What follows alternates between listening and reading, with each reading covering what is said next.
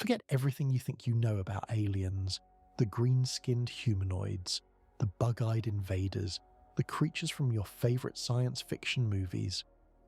What scientists are discovering about extraterrestrial life is far stranger, far more unsettling, and far more likely to be real. We have been searching the cosmos for decades. We have found nothing. But here is the truth they do not tell you. We might not recognize alien life even if we were staring right at it, because life on other worlds might look nothing like life on Earth.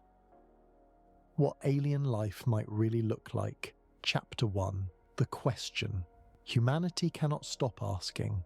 But before we begin, do not forget to subscribe, and if you truly enjoy these videos, please leave a like. Let us begin. We are about to journey into one of the deepest questions humanity has ever asked. Not whether life exists beyond Earth, but what it actually looks like. Forget the green-skinned humanoids of Hollywood. Forget the bug-eyed creatures from science fiction novels. What we are going to explore is far stranger, far more unsettling, and far more scientifically grounded than anything you have seen on a movie screen. By the end of this investigation, you will understand why the truth about alien life may be so bizarre that we might not even recognize it when we find it. But first, a confession. We have a problem. A fundamental, unavoidable problem that haunts every scientist searching for life beyond our world. We have exactly one example of life in the entire universe to study. Just one. Earth. Every creature that has ever lived on this planet shares a common ancestor. From the blue whale to the bacterium, from the redwood tree to the human being, we are all family, all built from the same molecular toolkit, all following the same basic rules of chemistry and physics. This creates a paradox. When we try to imagine alien life, we cannot help but use ourselves as the template. Our biology, our chemistry, our assumptions. We are prisoners of our own experience, trying to imagine something that may have no connection to anything we have ever known. Some scientists call this carbon chauvinism. The famous astronomer Carl Sagan used that term to describe our stubborn assumption that life everywhere must be like life here. Carbon-based, water-dependent, DNA-driven. But what if that assumption is wrong? What if life can arise from chemistry so different from ours that we would walk right past it without a second glance? Tonight we're going to break free from those assumptions. We're going to follow the science wherever it leads, even into territory that feels uncomfortable, even into possibilities that challenge everything we think we know about what it means to be alive. The journey begins with a simple observation. Look up at the night sky on a clear evening, and you will see roughly 3,000 stars with your naked eye. Each one is a sun, many of them older than our own, and orbiting those suns are planets. Billions upon billions of planets in our galaxy alone. The numbers are staggering. Astronomers now estimate there are more planets in the Milky Way than there are grains of sand on every beach on Earth. More potential homes for life than the human mind can truly comprehend. For most of human history, we had no idea these worlds existed. We looked up and saw lights, points of brightness scattered across the darkness. We named them. We built myths around them. We charted their movements across the seasons. But we never knew what they really were. Now we do, and the knowledge has changed everything. In 1995, astronomers detected the first planet orbiting a sun-like star beyond our solar system. They called it 51 Pegasi b, a gas giant roasting in the heat of its parent star. Since then, we have found thousands more. Rocky worlds, ice worlds, ocean worlds, worlds orbiting two suns at once like something from a dream. Worlds so close to their stars that their surfaces glow with molten rock. Worlds so distant and cold that nitrogen falls as snow. The universe is not empty. It is crowded with possibilities, but possibility is not proof. And this is where the question grows teeth. Where are they? If planets are everywhere, if the ingredients for life are scattered throughout the cosmos, if the universe has had nearly 14 billion years to cook up living things, then why have we found no evidence of anyone else? This puzzle has a name, the Fermi paradox. named after the physicist Enrico Fermi who, during a casual lunch conversation in 1950, asked his colleagues a deceptively simple question. Where is everybody? The silence is deafening. We have been broadcasting radio signals into space for over a century. We have built telescopes that can detect the atmospheres of distant worlds. We have sent probes to every planet in our solar system. We have listened for signals from intelligent civilizations for decades, and we have found nothing. No signals, no artifacts, no visitors, no evidence that anyone else is out there at all. Some scientists find this terrifying. If the universe should be teeming with life and it appears empty, something must be filtering life out. Some barrier, some obstacle, some great filter that prevents civilizations from spreading across the stars. And we do not know if we have already passed through that filter or if it lies ahead of us. But tonight we are not focused on the silence. We are focused on what might be hiding within it. Because here is the thing, we may have been looking for the wrong kind of life all along. For decades, the search for extraterrestrial intelligence has focused on radio signals, on technological civilizations broadcasting into the cosmos the way we do. But what if intelligent life does not communicate with radio waves? What if their technology is so advanced that radio seems as primitive to them as smoke signals seem to us? Or what if intelligent life is rare but simple life is everywhere? Microbial life, bacterial life, life that does not build cities or send messages but simply exists, quietly surviving on frozen moons and burning rocks throughout the galaxy. This is where modern astrobiology is heading, away from the search for little green men, toward a deeper understanding of what life actually is and what forms it might take under conditions utterly unlike anything on Earth. The shift in thinking has been dramatic. In the 1970s, when NASA designed the Viking landers to search for life on Mars, the scientists assumed Martian microbes would behave like Earth microbes. They designed experiments to detect metabolic activity similar to what bacteria do here. They looked for carbon-based chemistry, for water, for familiar signatures. The experiments produced confusing results that scientists argued about for decades. Some said they found evidence of life. Others said it was just chemistry. The debate continues to this day. But the real lesson was not about Mars. It was about us. About how difficult it is to search for something when you do not know what you're looking for. Today, scientists approach the problem differently. They ask fundamental questions. What is life? Not life as we know it, but life in the broadest possible sense. What are the minimum requirements? What conditions allow complexity to emerge from chemistry? What would we need to see to know we had found something truly alive? NASA currently defines life as a self-sustaining chemical reaction, capable of Darwinian evolution. That definition is carefully chosen. It does not specify carbon. It does not require water. It does not demand DNA. It describes a process, a system that maintains itself and changes over time through natural selection. By that definition, life could take many forms we have not imagined, forms that might already exist on worlds in our own solar system waiting to be discovered. Consider the moons of Jupiter and Saturn, Europa, Enceladus, Titan. These are not the barren rocks we once imagined. They are dynamic worlds with hidden oceans and exotic chemistry. Europa has more liquid water beneath its icy shell than all the oceans of Earth combined. Enceladus shoots geysers of ocean water into space, water that contains organic molecules and the chemical energy needed to power life. Titan has lakes and seas of liquid methane and ethane, an entire weather cycle operating with hydrocarbons instead of water. If life exists on these worlds, it will not look like us. It cannot look like us. The conditions are too different. The chemistry is too strange. Whatever lurks in those alien oceans will have evolved along paths we can barely imagine. This is what makes the question so profound. We're not just asking whether we are alone. We're asking what forms life can take, what shapes, what chemistries, what modes of existence the universe allows. And the answers may redefine our understanding of biology itself. In the chapters ahead, we will explore the science behind these possibilities. We will examine what we know about the chemistry of life and what alternatives might exist. We will dive into the extreme environments on Earth where organisms thrive in conditions once thought impossible. Boiling acid, frozen ice, crushing pressure, total darkness. These extremophiles, as scientists call them, have expanded our understanding of where life can survive, and in doing so, they have expanded our understanding of where we should be looking beyond Earth.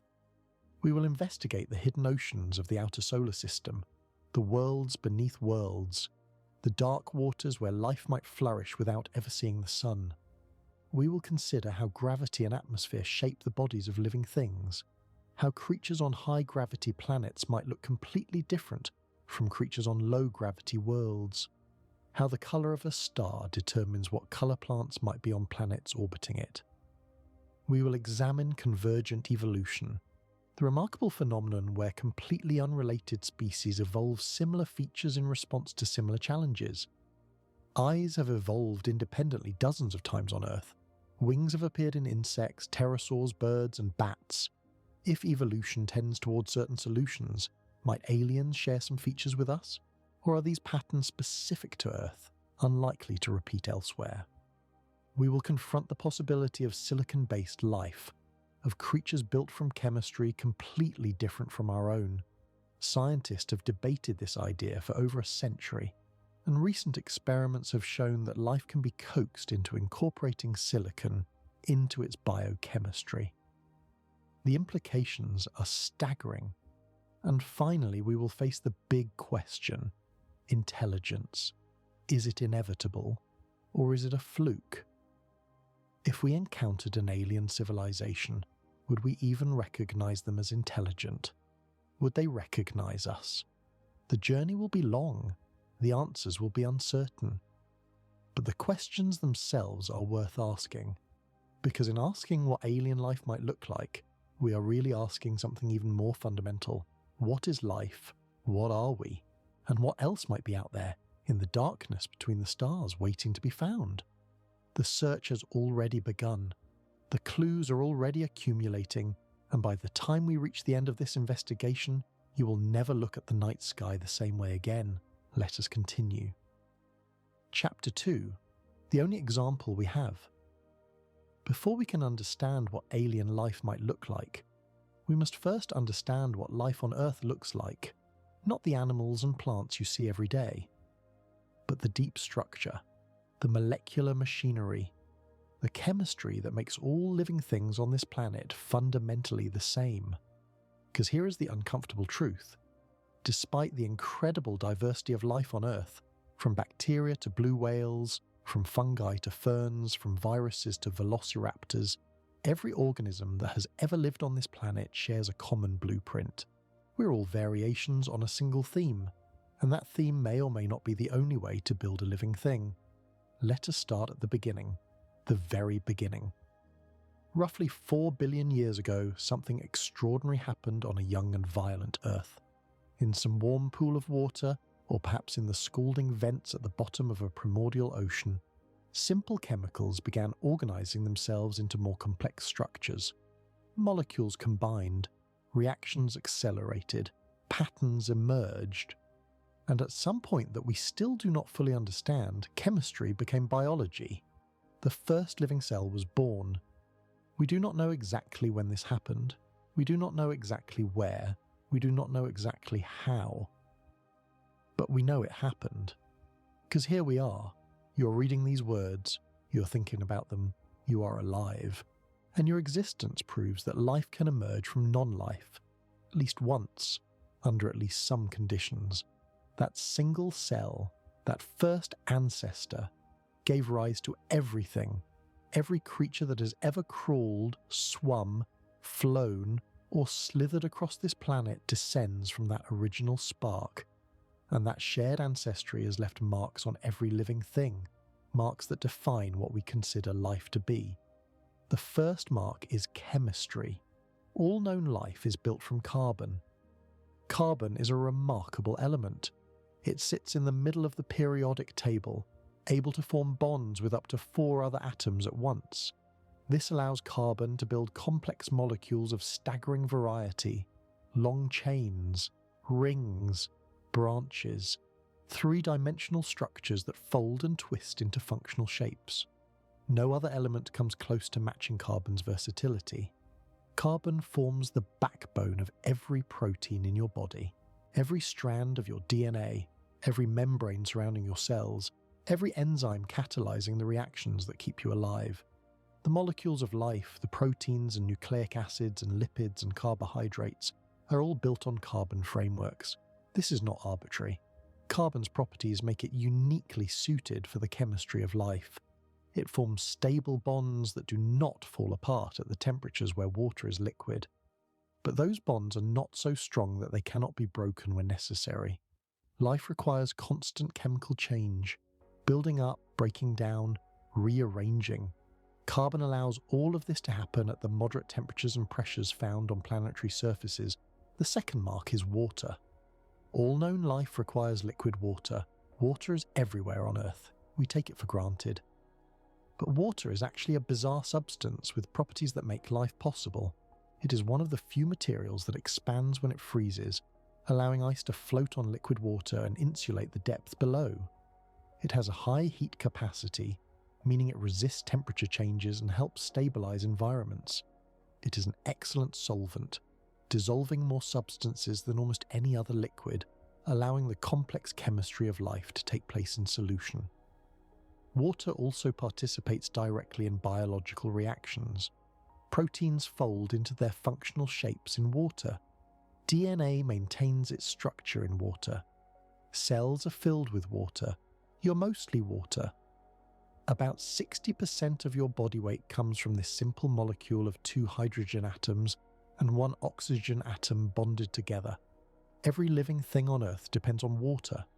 Every ecosystem we have ever found is built around it. From the driest deserts to the frozen poles, life follows the water. The third mark is the genetic code. All known life uses DNA or RNA to store and transmit information. This is perhaps the most remarkable feature of Earth life. Every organism, from the simplest bacterium to the most complex human, uses the same genetic language. 4 chemical letters, adenine, guanine, cytosine, and thymine, arranged in sequences that spell out instructions for building proteins. The code is essentially universal. A human gene transferred into a bacterium will still produce a human protein. A bacterial gene transferred into a plant will still function. The language of life is the same everywhere on this planet, because we all inherited it from that first cell 4 billion years ago. DNA is an elegant molecule. It stores information in a form that can be copied with remarkable accuracy. It can be read and translated into proteins by molecular machinery that has been refined over billions of years of evolution. It can be repaired when damaged. It can be passed from parent to offspring, carrying the instructions for building a new organism across generations. But DNA is not the only way to store information. Scientists have wondered for decades whether alternative genetic systems might be possible. Could life somewhere else use different molecules to carry its instructions? Different letters in a different code? The theoretical answer is yes. The practical answer is that we have never found any. The fourth mark is cells. All known life is organized into cells. A cell is not just a bag of chemicals. It is a sophisticated machine with boundaries that separate inside from outside, a membrane that controls what enters and what leaves, internal structures that perform specialized functions, a system for generating energy, a system for copying genetic information, a system for building proteins, all of this packed into a space smaller than the period at the end of this sentence. The cell is the fundamental unit of life. Some organisms consist of a single cell. Others, like you, consist of trillions of cells working together. But the basic architecture is always the same. Membrane-enclosed compartments running complex chemistry according to instructions encoded in DNA. These 4 marks, carbon chemistry, water dependence, genetic coding, and cellular organization, define life as we know it. They are the common threads running through every branch of the tree of life on Earth. And they raise a profound question. Are these features universal, or are they accidents of our particular history? Consider the alternative. What if life on Earth took the path it did not because carbon and water are the only options, but because they happened to be available when life got started? What if a different planet with different conditions gave rise to life built on entirely different foundations? This is not idle speculation. Scientists have seriously investigated alternative biochemistries for decades. They have asked what other elements could form the complex molecules needed for life, what other solvents could replace water, what other systems could store and transmit genetic information. The most discussed alternative to carbon is silicon. Silicon sits directly below carbon on the periodic table. Like carbon, it can form bonds with 4 other atoms. Like carbon, it can create long chains and complex structures. Silicon is far more abundant than carbon in the Earth's crust. If chemistry alone determined the basis of life, silicon should be everywhere. But it is not. All Earth life is carbon-based. Silicon plays only a minor role, appearing in the shells of diatoms and the cell walls of some plants, but never as the structural backbone of living things. Why not? The answer reveals something important about the constraints on life. Silicon has several problems that carbon does not. Silicon-to-silicon bonds are weaker than carbon-to-carbon bonds. They break down more easily, especially in the presence of water. Silicon forms silicon dioxide when it reacts with oxygen, and silicon dioxide is a solid. It is sand. It is glass. It does not dissolve in water and flow away like carbon dioxide does when you exhale. A silicon-based creature breathing oxygen would essentially exhale sand, clogging its lungs with solid waste. These problems are serious, but perhaps not insurmountable. Some scientists have speculated that silicon-based life could exist in environments very different from Earth. Worlds without water, worlds with different atmospheres, worlds where the temperature is so high that silicon chemistry becomes more flexible, or so low that silicon bonds become more stable. Saturn's moon Titan is often mentioned as a possible home for exotic chemistry. Titan has lakes and seas of liquid methane and ethane. Its surface temperature is minus 179 degrees Celsius. Water is frozen solid as rock.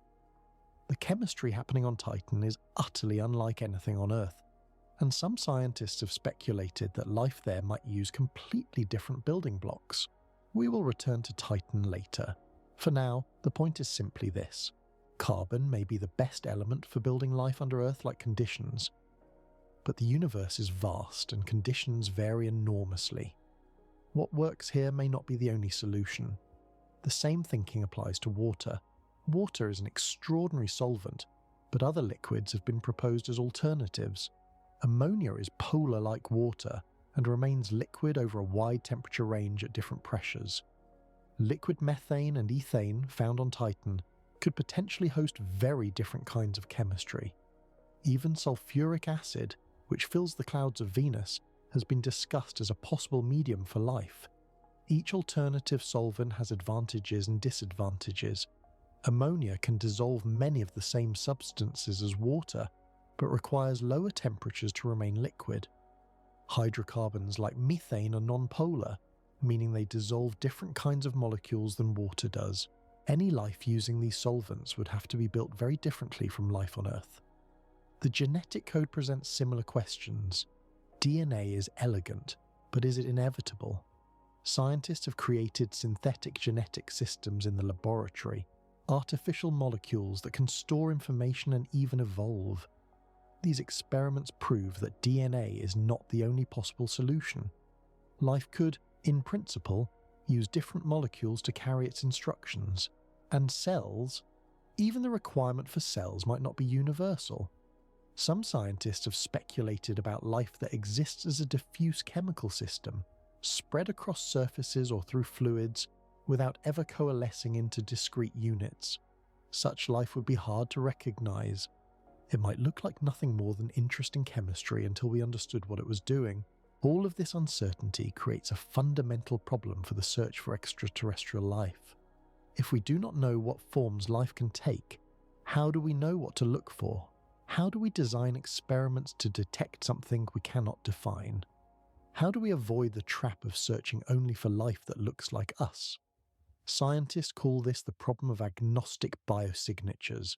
A biosignature is a sign that life is present, something that living things produce or modify that would not occur without them. Oxygen in an atmosphere might be a biosignature because photosynthetic life produces oxygen. Methane might be a biosignature because living things produce methane. But these signatures are based on Earth life. An alien organism using different chemistry might leave completely different traces. The solution, such as it is, involves looking for general principles rather than specific molecules. Life increases complexity and organization. Life moves matter and energy against gradients. Life creates patterns that persist and replicate. These features might be universal, even if the specific chemistry varies. Some researchers have proposed that evolution itself might be a universal principle. Any system that copies itself imperfectly in a competitive environment will evolve. Natural selection is not a feature of DNA. It is a feature of any replicating system. If alien life replicates and competes, it will evolve, regardless of what molecules it uses. This gives us hope. Even if we cannot predict the details of alien biology, we might be able to recognize the process, the signature of evolution, the fingerprint of natural selection shaping matter into persistent, reproducing patterns. But we must remain humble. Earth life is our only example. We have spent 4 billion years evolving together, sharing genes, building on each other's innovations. The tree of life on this planet is really one enormous family, connected at the roots. Alien life would be a different tree entirely, a separate experiment, a fresh start with different initial conditions and different constraints. It might follow similar patterns, or it might be so different that we would struggle to recognize it at all. In the next chapter, we will explore one of the most revolutionary discoveries of modern biology, the realization that life does not require sunshine, that energy for living things can come from chemistry alone, that deep in the Earth's crust and at the bottom of the ocean, in places we once thought impossible for life, ecosystems flourish in total darkness. This discovery changed everything we thought we knew about where life can exist, and it opened the door to possibilities that extend far beyond our planet. The hidden worlds are waiting. Chapter 3: The Chemistry of the Unknown. For over a century, scientists have wondered whether life could be built from completely different chemistry than what we know on Earth. The question seems almost philosophical. How do you study something that does not exist? How do you theorize about life forms no one has ever seen? But the question is deeply practical, because if we want to find life on other worlds, we need to know what we are looking for, and if life can take radically different forms, we need to expand our search beyond the familiar. The most famous alternative to carbon-based life is silicon-based life. The idea has captured imaginations since the late 1800s, when scientists first noticed the chemical similarities between carbon and silicon. Both elements can form 4 bonds. Both can create chains and complex structures. Both are abundant in the universe. In 1891, the German astrophysicist Julius Scheiner became one of the first to propose that silicon might form the basis of life on other worlds. Since then, the idea has appeared countless times in science fiction. The Horta from Star Trek, various alien species in countless novels and films. Silicon-based life has become a standard trope of speculative biology. But is it actually possible?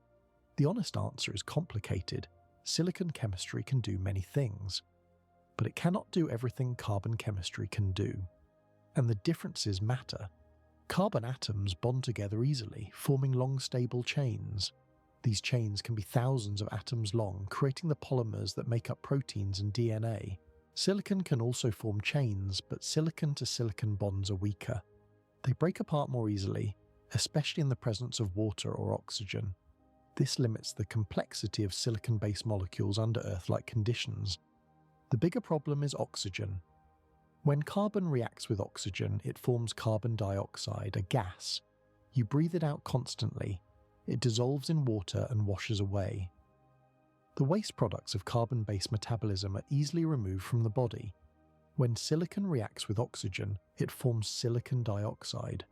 Silica, the main component of sand and glass. Silicon dioxide is not a gas. It is a solid. It does not dissolve in water. A silicon-based creature in an oxygen-rich environment would face an impossible problem. Its metabolic waste would be solid rock accumulating inside its body. This is why Carl Sagan jokingly called himself a carbon chauvinist, not because he was close-minded, but because the chemistry genuinely favours carbon for life in environments like Earth.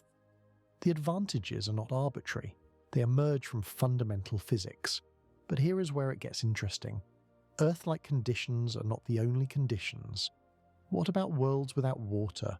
What about worlds with different atmospheres? What about the crushing depths of gas giant planets, or the cryogenic lakes of distant moons?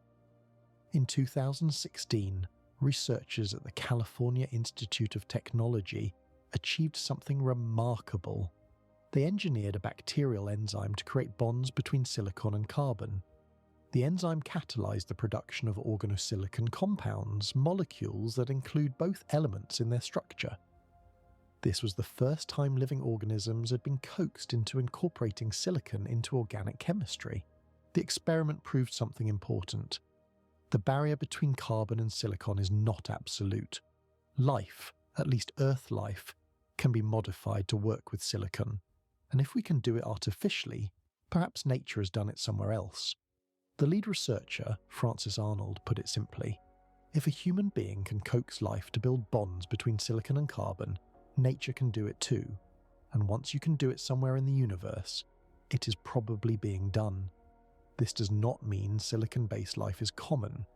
The chemical obstacles remain serious, but it suggests that hybrid systems, organisms using both carbon and silicon, might be more plausible than pure silicon life. Scientists have also explored other alternative chemistries. Boron has been proposed as another backbone element for life, though it is far less abundant than carbon and silicon. Nitrogen and phosphorus play crucial roles in Earth biochemistry and might be able to take on expanded roles elsewhere. But the most dramatic alternatives involve not different elements, but different solvents. Water is so central to Earth life that we struggle to imagine biology without it. Every organism we know depends on water. Every biochemical reaction we understand takes place in water. The search for life often begins with the search for water. But water is not the only liquid in the universe. And some scientists have seriously proposed that life could arise in completely different fluids. Ammonia is the most commonly discussed alternative to water. Like water, ammonia is a polar molecule, meaning it has regions of positive and negative charge that allow it to dissolve many substances. Ammonia remains liquid at much lower temperatures than water, from -78 degrees Celsius to -33 degrees at Earth's atmospheric pressure. A planet or moon too cold for liquid water might still have liquid ammonia. Some of the chemistry that works in water would also work in ammonia. Proteins could potentially fold. Reactions could occur. The basic processes of life might be transferable. But ammonia also has problems. It is a weaker solvent than water. Many reactions that work well in water do not work as well in ammonia. And ammonia is more reactive, which could create stability issues for complex molecules. Even more exotic is the possibility of life in hydrocarbons. Liquid methane and ethane exist on the surface of Saturn's moon Titan, forming lakes and seas and falling as rain. These liquids are nothing like water. They are non-polar, meaning they dissolve completely different kinds of molecules. Any chemistry occurring in liquid methane would be fundamentally different from chemistry in water. In 2015, researchers at Cornell University proposed a theoretical cell membrane that could function in liquid methane. They called it an azotosome, built from nitrogen compounds that could assemble into stable structures at the extremely low temperatures on Titan. the membrane could potentially form compartments and boundaries, the first steps towards cellular organization. The model is purely theoretical. No one has built an azotosome or observed one in nature. But the research demonstrates that scientists are seriously investigating how life might work without water. Venus presents yet another possibility. The surface of Venus is a hellscape, hot enough to melt lead with crushing atmospheric pressure. No life as we know it could survive there. But high in the Venusian atmosphere, between 48 and 60 kilometers up, conditions are surprisingly Earth-like. Temperatures and pressures in this zone are similar to Earth's surface. The catch is the chemistry. The clouds of Venus are made of sulfuric acid, concentrated, corrosive, deadly to anything from Earth. For decades, scientists assumed the Venusian clouds were completely sterile. Then in 2020, researchers reported detecting phosphine in the atmosphere of Venus. Phosphine is a molecule that, on Earth, is produced primarily by life. Anaerobic bacteria make it. Industrial processes make it. It does not persist long in oxidizing atmospheres like Earth's or Venus's. Finding it on Venus suggested something might be producing it continuously. The detection remains controversial. Other researchers have challenged the data and proposed non-biological explanations. The debate continues. But the possibility that life might exist in the sulfuric acid clouds of Venus has forced scientists to take seriously a chemistry we would never have considered hospitable. If life can exist in sulfuric acid, what cannot it exist in? The question is not rhetorical, it is a genuine challenge to our assumptions. Some researchers have even proposed life in supercritical fluids. A supercritical fluid is a substance at temperatures and pressures above its critical point, where the distinction between liquid and gas disappears. Supercritical carbon dioxide and supercritical hydrogen both have properties that might support complex chemistry. And then there are the true extremes. Theoretical papers have discussed the possibility of life in liquid nitrogen at cryogenic temperatures, life in molten silicates at volcanic temperatures, life in the interiors of gas giants where hydrogen exists as a metallic fluid, life in the atmospheres of stars. Most of these ideas are highly speculative. We have no evidence that any of them are possible, but they illustrate an important point. The universe offers conditions far beyond anything on Earth, and if life can arise at all, it might arise in ways we have not imagined. The key insight from studying alternative biochemistries is humility. We know that carbon and water work. We know they work extraordinarily well under Earth-like conditions, but we do not know they are the only solution. We do not know what chemistry is possible in environments we have never tested. This uncertainty shapes how scientists think about searching for life. Instead of looking only for specific molecules associated with Earth life, researchers increasingly focus on more general signatures. Complexity that would not arise without life. Patterns that suggest organization and selection. Energy flows that indicate metabolism. In October 2024, a diverse group of scientists gathered to discuss how to detect life that might be completely unlike Earth life. They proposed looking for systems that store information and increase in complexity over time. This happens in biological evolution, but it might also happen in mineral systems or chemical networks that we would not traditionally consider alive. The goal is to find universal principles, features that any life, regardless of its chemistry, would have to share. The ability to maintain organization against entropy, the ability to reproduce with variation, the ability to respond to environmental changes. These functions might be achievable through many different chemical systems. One promising approach focuses on thermodynamics. Life, by definition, maintains itself far from equilibrium. It takes in energy and uses that energy to stay organized. A living cell is an improbable arrangement of matter that persists because it actively works to maintain itself.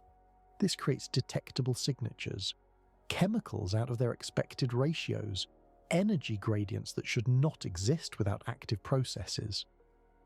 If we found a planet with an atmosphere that made no chemical sense, with molecules that should not coexist, that would be a sign. Not proof of life, but a flag worth investigating. Something is happening there that simple chemistry cannot explain. This is how we might someday detect life built from silicon or ammonia or sulfuric acid.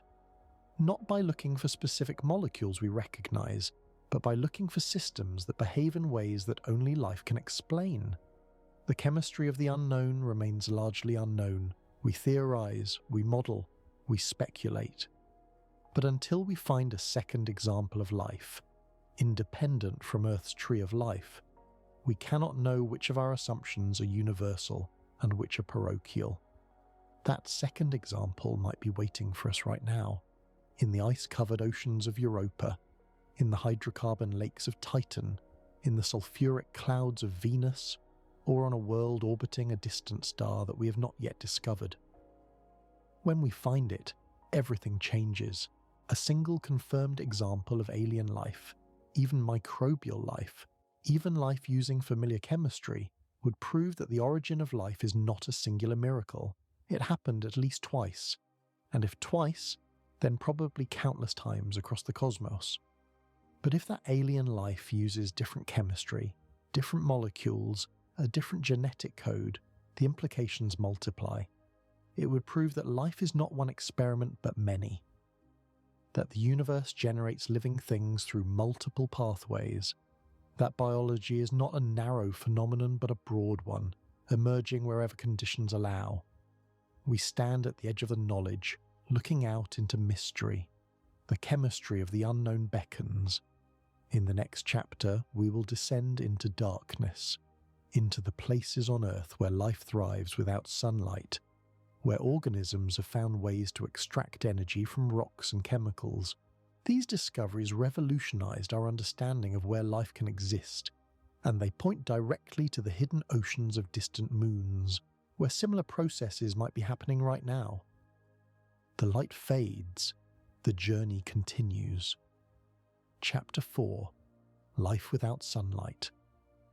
In 1977, a team of scientists aboard the deep submersible Alvin descended into the darkness of the Pacific Ocean. They were exploring a region of the Galapagos Rift, nearly 2.5 kilometers below the surface. No sunlight penetrated those depths. The water was near freezing. The pressure was crushing.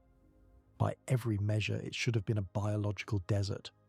What they found instead changed everything we thought we knew about life. Clustered around volcanic vents on the ocean floor where superheated water gushed from cracks in the Earth's crust, was an ecosystem unlike anything on the surface. Giant tube worms, some reaching over 2 meters in length, swayed in the thermal currents. Clams the size of dinner plates carpeted the rocks. Crabs and shrimps swarmed in densities that rivaled the most productive surface waters. None of this should have been possible. All life on the surface ultimately depends on the sun. Plants capture solar energy through photosynthesis. Animals eat plants or eat other animals that eat plants. The entire food web traces back to light. But here, in permanent darkness, was a thriving community that had never seen the sun. The question was immediate and urgent. What was powering this ecosystem? The answer turned out to be chemistry. The volcanic vents were releasing hydrogen sulfide and other chemicals from deep within the Earth. Bacteria at the base of this food web had evolved to extract energy from these chemicals through a process called chemosynthesis. Instead of using light to power their metabolism, they were using chemical reactions. Specifically, they were oxidizing hydrogen sulfide, combining it with oxygen to release energy. This was not photosynthesis. This was a completely different way of making a living. And it proved that life does not require sunlight. Life requires energy. And energy comes in many forms. The discovery of hydrothermal vent ecosystems sent shockwaves through biology. Scientists had assumed that without the sun there could be no life. Now they knew that assumption was wrong. The deep Earth was not sterile, it was alive. Further exploration revealed that hydrothermal vents were not unique. Similar communities were found throughout the world's oceans, wherever volcanic activity brought chemicals to the sea floor. Each vent had its own character, its own mix of species, but all shared the same fundamental principle. Chemical energy from the Earth's interior was sustaining life in the absence of light. The implications for the search for extraterrestrial life were immediate. If life could flourish in permanent darkness at the bottom of Earth's oceans, it could potentially flourish in similar environments elsewhere, and such environments are common in the solar system. Any world with a liquid water ocean in contact with a rocky seafloor could have hydrothermal vents. Any world with geological activity could have chemical gradients that life might exploit. Jupiter's moon Europa suddenly looked very different. Saturn's moon Enceladus suddenly looked very different. These ice-covered worlds were known to have subsurface oceans. Now there was reason to believe those oceans might not be sterile. But the discoveries did not stop at hydrothermal vents. Scientists began finding life in other extreme environments that challenged assumptions. Deep within the Earth's crust, kilometers below the surface, researchers found microbes living in rock. These organisms were not using sunlight or even the chemicals from hydrothermal vents. They were extracting energy from the rocks themselves through processes involving radioactive decay. The radiation from uranium and other elements in the rock split water molecules, producing hydrogen. Microbes could then use this hydrogen as a fuel, combining it with oxidized chemicals in the rock to generate energy. This was life powered by geology alone. Sunlight was not just unnecessary, it was irrelevant. These deep Earth microbes could survive indefinitely in total isolation from the surface, sustained only by the slow heat and radiation of their rocky environment. The discovery expanded the potential habitable zone dramatically. Any rocky planet or moon might harbour life deep in its crust, regardless of its distance from its star. Mars, with its cold, thin atmosphere, could have microbes living kilometers underground. Rogue planets drifting through interstellar space, unbound to any star, could potentially harbour life in their interiors if they retained enough internal heat. Scientists call organisms that thrive in extreme conditions extremophiles. The term covers a wide range of specialists. Thermophils live at high temperatures, psychrophiles prefer extreme cold. Acidophiles thrive in acid, alkaliphiles prefer basic conditions, barophiles flourish under crushing pressure, radiophiles tolerate intense radiation. Each category represents a different expansion of the known habitable envelope. Each proves that conditions we consider hostile are not hostile to all life, just to life like us. Consider the bacterium Deinococcus radiodurans. It can survive radiation doses thousands of times higher than what would kill a human. It has been found living in nuclear reactors and contaminated waste sites. Its extraordinary radiation resistance comes from highly efficient DNA repair mechanisms that can reassemble shattered chromosomes in hours. Deinococcus evolved on Earth, probably in dry environments where desiccation caused DNA damage similar to radiation damage. But its abilities have implications for life elsewhere. Worlds with thin atmospheres or no magnetic fields would be bathed in radiation that would be lethal to most Earth life. But if organisms can evolve radiation resistance here, they might evolve it elsewhere. Or consider the tardigrade, the microscopic water bear. Tardigrades can survive conditions that would kill virtually any other animal. They tolerate extreme cold, extreme heat, extreme pressure, extreme radiation, and even the vacuum of space. In a dried state called a tun, they essentially shut down their metabolism and wait out hostile conditions. They have been revived after years of desiccation. They have survived exposure to outer space. Tardigrades are not bacteria. They are animals with nervous systems and digestive tracts and reproductive organs. Complex life can be tougher than we assumed. If multicellular creatures can endure such extremes, the range of conditions compatible with complex life grows wider. The study of extremophiles has led to a fundamental shift in astrobiology. Instead of asking where conditions match Earth's surface, scientists now ask what conditions can support any kind of life. The answer keeps expanding. Life has been found in the superheated waters of Yellowstone hot springs at temperatures above 100 degrees Celsius. Life has been found in the frozen soils of Antarctica, where organisms remain active at temperatures well below zero. Life has been found in the concentrated brine of salt lakes, where water activity is barely sufficient to support metabolism. Life has been found in rocks soaked with sulfuric acid, in alkaline pools with pH values above 12, in the crushing depths of ocean trenches. The lesson is consistent. Life is tenacious. Life is creative. Life finds a way. This tenacity has direct implications for what we might find on other worlds. Consider the environment at deep-sea hydrothermal vents. Hot mineral-rich water meets cold seawater. Chemical gradients provide energy. Rocky surfaces provide substrate. This is exactly the kind of environment that might exist on Europa and Enceladus. In fact, there is evidence that it does exist. NASA's Cassini spacecraft, which orbited Saturn from 2004 to 2017, flew through plumes of water vapor erupting from cracks near the south pole of Enceladus. The spacecraft detected not just water, but hydrogen gas, silica particles, and complex organic molecules. The hydrogen silica are particularly significant. On Earth, they are produced by hydrothermal vents. The evidence suggests that Enceladus has active hydrothermal vents at the bottom of its subsurface ocean. Hot water is circulating through the rocky core, picking up minerals and chemicals, then mixing with the colder waters above. The same basic process that powers vent ecosystems on Earth could be operating on this tiny moon of Saturn.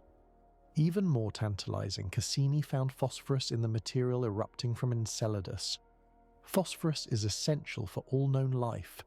It forms the backbone of DNA and RNA. It is a key component of the energy currency molecule ATP. Finding it in the ocean spray of Enceladus means the basic ingredients for life, at least life as we know it, are present. None of this proves that life exists on Enceladus, but it proves that the conditions for life are there. Energy, chemistry, a liquid environment, everything that life needs to get started. Europa presents similar possibilities. This moon of Jupiter is slightly larger than Earth's moon and covered entirely in ice. But beneath that ice lies an ocean that may contain more liquid water than all of Earth's oceans combined. The ice shell shows signs of movement and cracking, suggesting that liquid water reaches close to the surface in some places. Heat from tidal forces keeps the interior warm. The prospect of life on Europa has driven the design of NASA's Europa Clipper mission, which launched in October 2024. The spacecraft will arrive at Jupiter in 2030 and conduct dozens of close flybys of Europa, studying its surface, its ice shell, and its ocean. Instruments will search for signs of organic chemistry and characterize the habitability of the moon. If plumes erupt from Europa's surface, as some observations have suggested, Clipper might be able to sample them directly. A spacecraft could potentially detect the signatures of life without ever landing, just by flying through material ejected from the ocean below. This is the promise of life without sunlight. It opens doors throughout the solar system and beyond. Any world with liquid water and chemical energy becomes a candidate. Any moon with a rocky interior and a subsurface ocean might harbour ecosystems we have never imagined. The deep Earth teaches us that life can be hidden. It can exist in places we never thought to look. It can thrive in conditions we considered impossible. As we turn our attention to the hidden oceans of the outer solar system, we carry this lesson with us. The absence of visible life means nothing. The darkness is not empty. Something might be down there. Something patient. Something ancient. Something waiting to be found. In the next chapter, we will dive into those hidden oceans. We will explore what we know about Europa, Enceladus, and Titan. We will examine the evidence that these moons could harbour life and consider what forms that life might take. The ice is thick, the waters are deep, but the search has only just begun. Chapter 5. The Hidden Oceans.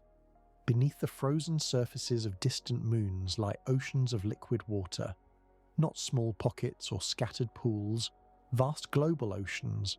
Some contain more water than exists on Earth.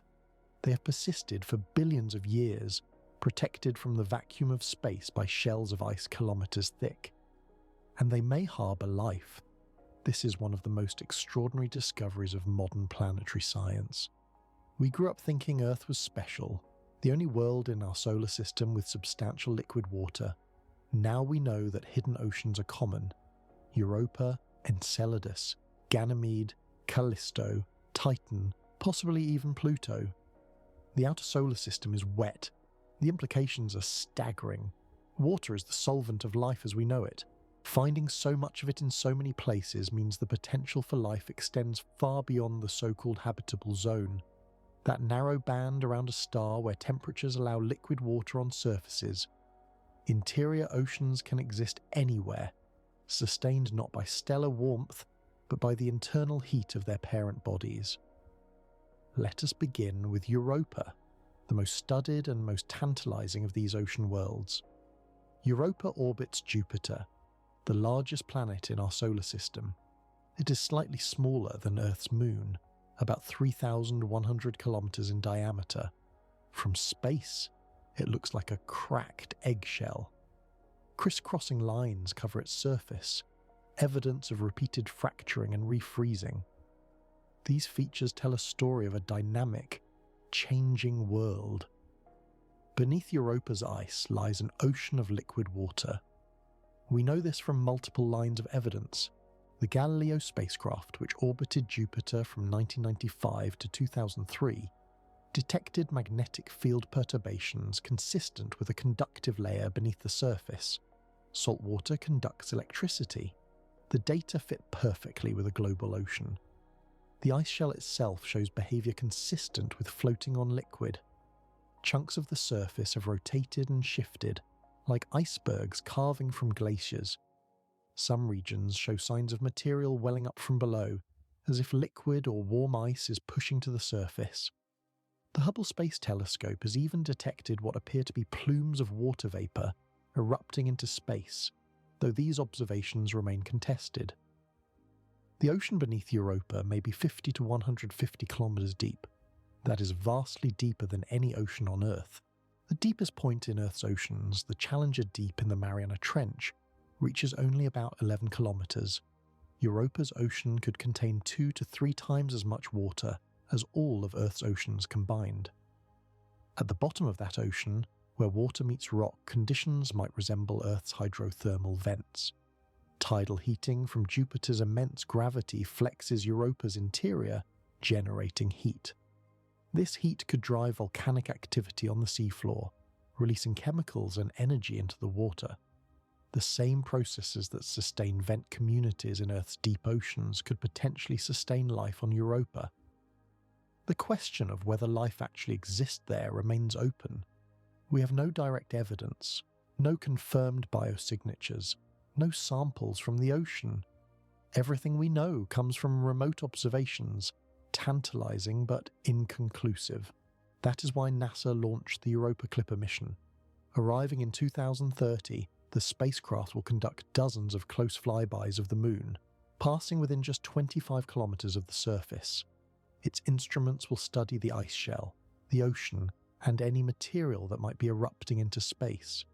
If plumes exist, Clipper could potentially analyze their composition and search for signs of organic chemistry. A future mission might land on Europa's surface and drill through the ice, or it might deploy a cryobot, a heated probe that melts its way downward until it reaches the ocean below. Such a mission would be extraordinarily challenging. The ice shell is estimated to be 10 to 30 kilometers thick. Drilling through that much ice, maintaining communication, and surviving the radiation environment would push technology to its limits. But the prize would be worth it. A sample of Europa's ocean water could answer the question that has haunted humanity for millennia. Are we alone? Enceladus presents an even more accessible target. This tiny moon of Saturn is only about 500 kilometers across, small enough to fit within the borders of some European countries, but what it lacks in size it makes up for in activity. Enceladus is erupting. At the moon's south pole, long cracks in the ice, nicknamed tiger stripes, vent material directly into space. Geysers of water vapor and ice particles shoot hundreds of kilometers high, escaping the moon's weak gravity and forming one of Saturn's rings. The Cassini spacecraft flew through these plumes multiple times, tasting their contents. What Cassini found was remarkable. Water, organic molecules, salts, silica particles, hydrogen gas, and in 2023, scientists announced the detection of phosphorus in the plume material. All 6 elements essential for life as we know it — carbon, hydrogen, nitrogen, oxygen, phosphorus, and sulfur — have now been found in the material erupting from Enceladus. The hydrogen is particularly significant. On Earth, hydrogen is produced by hydrothermal vents, through reactions between hot water and rock. Finding hydrogen in Enceladus's plumes suggests similar processes are occurring in its ocean. There is energy available, chemical energy that life could potentially exploit. The ocean of Enceladus is smaller than Europa's, perhaps 30 to 40 kilometers deep beneath an ice shell about 20 to 25 kilometers thick. But it appears to be in contact with a rocky core, which is essential for the water-rock reactions that could provide energy for life. Perhaps most importantly, Enceladus is spraying samples of its ocean directly into space. A spacecraft does not need to land or drill. It can simply fly through the plumes and collect material. Future missions could analyze this material in unprecedented detail, searching for the complex molecules that would indicate biological activity. The European Space Agency and NASA are both developing concepts for Enceladus missions. These would carry advanced mass spectrometers capable of detecting amino acids and other biosignatures at very low concentrations. Laboratory experiments have shown that such instruments could potentially identify bacterial cells in plume material if they exist. The idea that we might detect life without ever landing simply by sampling what a moon is throwing into space is extraordinary. Enceladus is actively showing us its ocean. We just need to go look. Titan presents an entirely different picture. Saturn's largest moon is the only moon in the solar system with a substantial atmosphere. Its surface is shrouded in orange haze, a photochemical smog produced by reactions between methane and nitrogen in the upper atmosphere. For decades, we could not see what lay beneath. The Cassini mission and its Huygens lander changed that. Huygens descended through Titan's atmosphere in 2005 and returned images from the surface. It revealed a world that looked eerily familiar.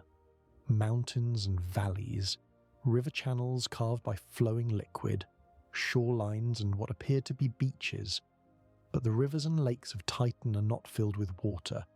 Titan's surface temperature is minus 179 degrees Celsius. Water is frozen solid as rock. The liquids on Titan are hydrocarbons, primarily methane and ethane. Lakes and seas of liquid natural gas cover portions of the surface, concentrated mainly near the poles. This creates a bizarre scenario for astrobiology. Titan has liquid on its surface, but it is the wrong kind of liquid for life as we know it. Water-based life could not survive in liquid methane. The chemistry is too different. The temperature is too low.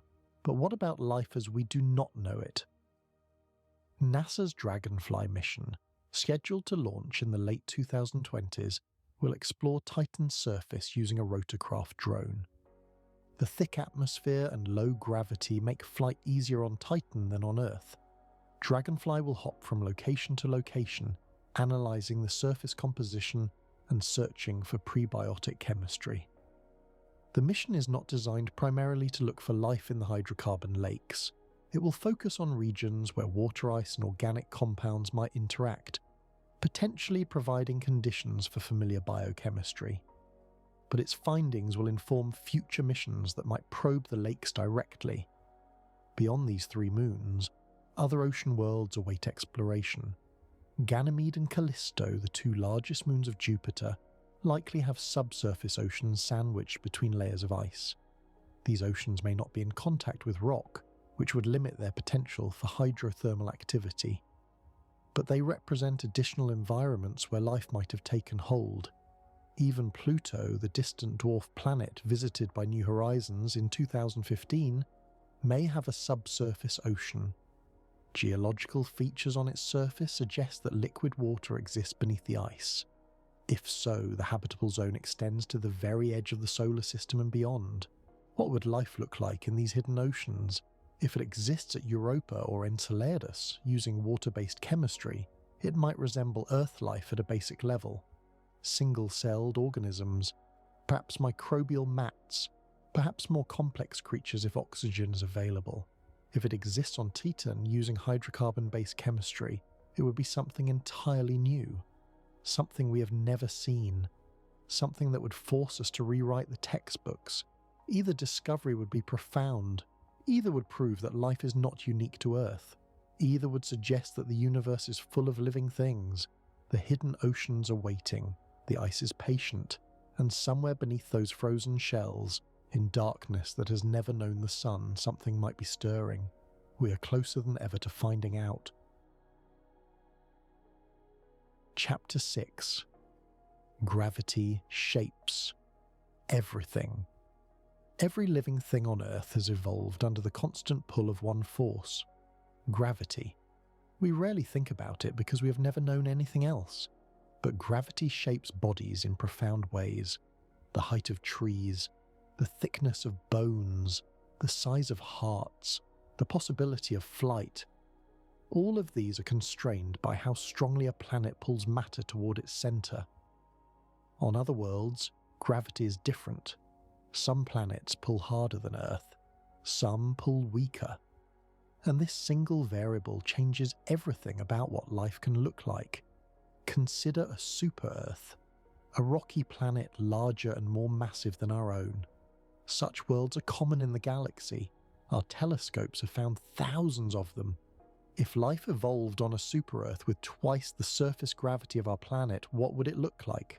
The first thing to understand is that higher gravity makes everything harder. Moving requires more energy. Standing upright requires stronger support. Falling hurts more. The physics is unforgiving. Animals on a high-gravity world would likely be shorter and stockier than their Earth counterparts. A tall, spindly body plan would be disadvantageous. The risk of injury from falls would be too great. The energy cost of pumping blood upward against stronger gravity would be prohibitive. Evolution would favour compact, low-slung designs with robust skeletons and powerful muscles. Bipedalism might never evolve at all. Walking upright on two legs is already a precarious arrangement on Earth. Our ancestors paid a price for it in back problems and knee injuries. On a world with significantly higher gravity, the costs might outweigh the benefits. Intelligent life there might move on 4 legs, or 6, or slither along the ground like snakes. Bones would need to be thicker and denser to support the same body mass. Experiments have confirmed this prediction. Animals raised in centrifuges that simulate higher gravity develop stronger bones and hearts. They lose fat and gain muscle. The body adapts to the demands of its environment. Hearts would need to work harder to circulate blood. The cardiovascular system of a high-gravity creature would be more robust, with larger hearts and thicker vessel walls. The energy demands would be higher, requiring more efficient metabolisms or more frequent eating. Flight would be more difficult, but not impossible. The challenge is generating enough lift to overcome the stronger pull. Birds on a high-gravity world would need proportionally larger wings, or denser atmosphere to push against, or both. They might be limited to shorter flights and lower altitudes. Gliding might be more common than powered flight. The landscape itself would be different. Erosion would be faster with gravity pulling harder on water and rock. Mountains would be worn down more quickly. Rivers would flow faster, carving deeper channels. The terrain might be flatter and smoother than Earth, with fewer dramatic vertical features. Conversely, consider a world with lower gravity. Mars has about 38% of Earth's surface gravity. A moon like Europa has only 13%. What would life look like under such gentle conditions? The constraints would be loosened. Organisms could grow taller with less structural support. Bones could be thinner. Muscles could be weaker. The energy cost of movement would decrease. Life could afford to be spindly where once it had to be robust. Creatures on a low-gravity world might tower over their Earth equivalents. Imagine trees hundreds of meters tall, their slender trunks supporting vast canopies. Imagine animals with long, delicate limbs that would snap under Earth gravity, but function perfectly in their native environment. Flight would be easier. Less lift would be required to stay airborne. Wings could be smaller relative to body size. Creatures that could never fly on Earth might soar through low-gravity skies. Even animals with relatively small wing areas could become aerial. The maximum size of land animals might increase dramatically. On Earth, the largest land animals are limited by the square-cube law. As an animal grows larger, its volume and mass increase faster than the cross-sectional area of its bones and muscles. Eventually it becomes too heavy to support itself. On a low-gravity world, this limit would be pushed higher. Truly enormous creatures, far larger than any that ever walked on Earth, could potentially evolve. But there would be trade-offs. Organisms adapted to low gravity would be fragile by Earth standards. Their bones would be prone to breaking under heavier loads. Their cardiovascular systems would struggle to function if gravity increased. A creature from a low-gravity world visiting Earth would be crushed by its own weight. This has implications for what intelligent aliens might look like if they evolved on different planets. Science fiction often depicts aliens as roughly humanoid: 2 legs, 2 arms, a head with sensory organs. This is partly for practical reasons. Actors in costumes can only do so much. But is there any scientific basis for expecting intelligent aliens to share our basic body plan? The answer is complicated. On one hand, our body plan evolved in response to specific conditions on Earth. The history of life here involved countless accidents and contingencies. If the asteroid that killed the dinosaurs had missed, mammals might never have risen to dominance. If our ancestors had not left the trees, bipedalism might never have evolved. Our form is the product of our particular history. On the other hand, some features of our body plan might be more universal. Bilateral symmetry, having a left side and right side that mirror each other, has evolved many times independently on Earth. It may be an optimal solution for organisms that move in a consistent direction. Sensory organs clustered near the front of the body, forming a head, makes sense for any creature that needs to perceive where it is going. Limbs for locomotion and manipulation are useful in almost any environment. These features might arise through convergent evolution on other worlds, not because aliens share our ancestry, but because they face similar challenges and natural selection finds similar solutions. But gravity would modify the details. Intelligent life on a high-gravity world might be short and broad, with powerful legs and a low center of mass. Their hands might have fewer fingers but stronger grips. Their sensory organs might be protected by thick bone or positioned lower on the body to reduce the risk of head injuries from falls. Intelligent life on a low-gravity world might be tall and slender, with long limbs that would seem impossibly graceful to us. They might have delicate manipulators capable of fine work that our thick fingers could never match. They might be natural flyers or at least gliders, taking advantage of their light world to move in 3 dimensions as easily as we move in 2. And then there are the truly alien possibilities. Worlds with gravity so different from Earth that nothing familiar could evolve. Gas giants like Jupiter and Saturn have no solid surfaces, but they have immense atmospheres. Deep within those atmospheres, pressures and temperatures create conditions where exotic chemistry might occur.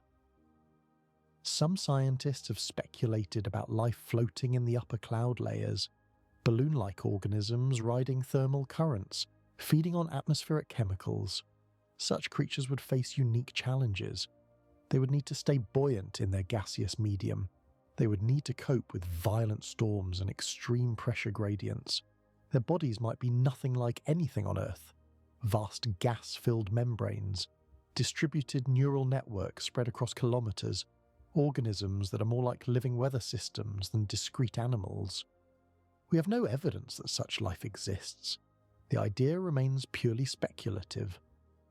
But it illustrates how radically different alien biology might be when the basic parameters of the environment change. Even the presence or absence of a moon can matter. Earth's moon creates tides that may have played a role in the evolution of life. Tidal pools on ancient shorelines provided environments where organisms could be exposed to air without drying out completely. Some researchers believe this helped drive the transition from aquatic to terrestrial life. A planet without a large moon would have smaller tides, driven only by its star. The transition to land might be more difficult. Alternatively, a planet with multiple large moons might have chaotic tides that create different selective pressures entirely. The rotation rate of a planet affects day length and temperature cycling. A slowly rotating world might have extreme temperature differences between day and night, selecting for organisms that can tolerate wide swings. A rapidly rotating world might have more stable temperatures, but stronger winds and weather patterns. The tilt of a planet's axis determines the severity of seasons. Earth's 23-degree tilt creates the seasonal variations we know. A planet with a more extreme tilt would have more extreme seasons. A planet with no tilt would have no seasons at all. Each of these factors shapes evolution. Each creates different selective pressures. Each pushes life in different directions. The point is not that we can predict exactly what aliens will look like. We cannot. Too many variables are unknown. Too many contingencies are unpredictable. But we can say with confidence that gravity, along with other planetary parameters, will shape alien bodies in fundamental ways. Aliens from high-gravity worlds will be built to withstand high gravity. Aliens from low-gravity worlds will be built for low gravity. And aliens from environments radically different from Earth might be built in ways we have not imagined. When we finally encounter extraterrestrial life, whether microbes on Mars or intelligent beings from a distant star system, we will see the signature of their world written on their bodies. The pull of gravity, the composition of atmosphere, the temperature of their environment, all of these will be reflected in their form. They will be alien, perhaps unrecognizably so, but they will also make sense. They will be adapted to their world as we are adapted to ours. They will be products of the same fundamental forces that shaped us. Physics is universal, evolution is universal, and the combination of physics and evolution produces life forms fitted to their environments. In the next chapter, we will explore this idea further. We will examine convergent evolution and ask whether certain features of life might arise repeatedly across the universe. Eyes, wings, intelligence. Are these inevitable outcomes of evolution or rare accidents? The patterns are waiting to be discovered. Chapter 7: Evolution's Predictable Patterns. In 1989, the paleontologist Stephen Jay Gould posed a famous thought experiment. Imagine rewinding the tape of life all the way back to the beginning. Then let it play forward again under slightly different conditions. Would evolution follow the same path?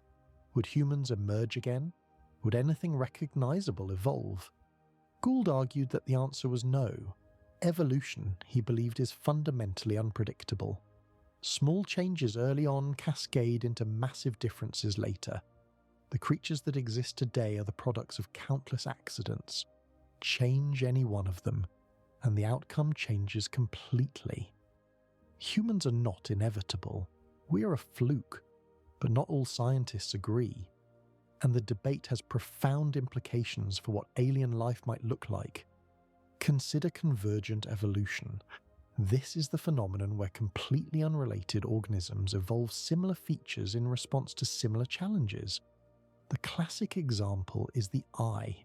Eyes have evolved independently at least 40 times on Earth, maybe more than 50 times. Insects have compound eyes made of thousands of tiny lenses.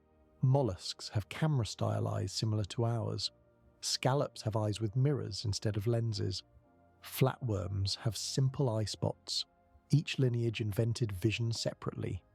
The repeated evolution of eyes suggests that vision is not a fluke. It is a predictable outcome. When organisms live in environments where light provides useful information, natural selection tends to produce light-sensitive organs. The specific design varies, but the function converges. The same pattern appears with flight. wings have evolved independently at least 4 times in animals: insects, pterosaurs, birds, bats. Each group invented powered flight separately. They use different structures. Insect wings are extensions of the exoskeleton. Pterosaur wings were supported by a single elongated finger. Bird wings are modified forelimbs with feathers. Bat wings are membranes stretched between elongated fingers. The details differ, but the outcome converges. Flight is useful. Natural selection finds ways to achieve it. Swimming shows similar convergence. Sharks and dolphins look remarkably alike despite being separated by hundreds of millions of years of evolution. Both have streamlined bodies, dorsal fins, and tail flukes. Sharks are fish. Dolphins are mammals whose ancestors lived on land. But water shapes bodies in predictable ways, and evolution converges on optimal solutions. The ichthyosaurs of the Mesozoic era showed the same pattern. These marine reptiles evolved from land-dwelling ancestors and came to look astonishingly like dolphins and sharks. The body plan keeps appearing because it works. What does this mean for alien life? If convergent evolution is a general principle, not just an Earth phenomenon, then some features of life might be universal. Not in their specific details, but in their general form. Any planet where light provides useful information might produce organisms with light-sensitive organs. Any world with fluid mediums might produce streamlined swimmers. Any environment where rapid movement through air provides advantages might produce flyers. The evolutionary biologist Simon Conway Morris has argued this position forcefully. He believes that evolution is not random but channeled. The space of possible life forms is not infinite. Physics and chemistry constrain what can work, and because the constraints are the same everywhere, evolution tends to find similar solutions. Conway Morris points to the countless examples of convergence on Earth. Camera eyes in both vertebrates and octopuses, echolocation in both bats and dolphins, electric organs in multiple unrelated fish, warm-bloodedness in both mammals and birds, social behaviour in both ants and termites, intelligence in apes, dolphins, crows and octopuses. These convergences suggest that certain biological innovations are not accidents. They're attractors in the landscape of evolution. Given enough time and the right conditions, natural selection will find them. If this view is correct, alien life might be more familiar than we expect. Not identical to Earth life, but recognisable. Creatures with eyes and limbs and perhaps something like brains. Ecosystems with producers and consumers. Worlds that rhyme with our own. But the skeptics make strong counter-arguments. Yes, eyes have evolved many times, but they have only evolved on Earth. We do not know if the specific conditions that favour vision are common in the universe. We do not know if the genetic toolkit that allows eyes to develop is universal or specific to Earth life. Yes, flight has evolved multiple times, but all 4 instances happened on one planet with one specific atmosphere. A slightly thicker or thinner atmosphere, a different gravity, a different mix of gases, and flight might be impossible, or might take completely different forms. Yes, dolphins and sharks converged on similar body plans, but they did so in the same ocean on the same planet. Would convergence still occur if the liquid were methane instead of water? If the temperature were minus 170 degrees instead of plus 20? The truth is that we do not know how universal convergent evolution is. We have only one example of life. Every instance of convergence we have observed happened within the single tree of life on Earth. All those eyes and wings and streamlined bodies share the same underlying genetics, the same developmental pathways, the same evolutionary history. Alien life would start from scratch. Different initial conditions, different chemistry, different constraints. The pressures of natural selection might be similar in broad outline, but the solutions available might be completely different. Consider the problem of intelligent life. Intelligence has evolved multiple times on Earth. Humans are the most technologically sophisticated, but we are not the only intelligent animals. Chimpanzees use tools and solve complex problems. Elephants recognize themselves in mirrors and mourn their dead. Dolphins have names for each other and cooperate in sophisticated ways. Crows can solve multi-step puzzles that stump young children. Octopuses learn by observation and remember solutions for months. This suggests that intelligence is not a fluke. It is a convergent feature that natural selection produces repeatedly when conditions favor it. But here is the uncomfortable truth. Despite billions of years of evolution, only one species on Earth has developed technology. Only one species has built civilizations. Only one species has reached the point where it might communicate with other worlds. If intelligence is so useful, why has it only reached this level once? Why are there not multiple technological civilizations of Earth dolphins and Earth elephants sharing the planet with us? One possible answer is that high-level intelligence is incredibly difficult to evolve.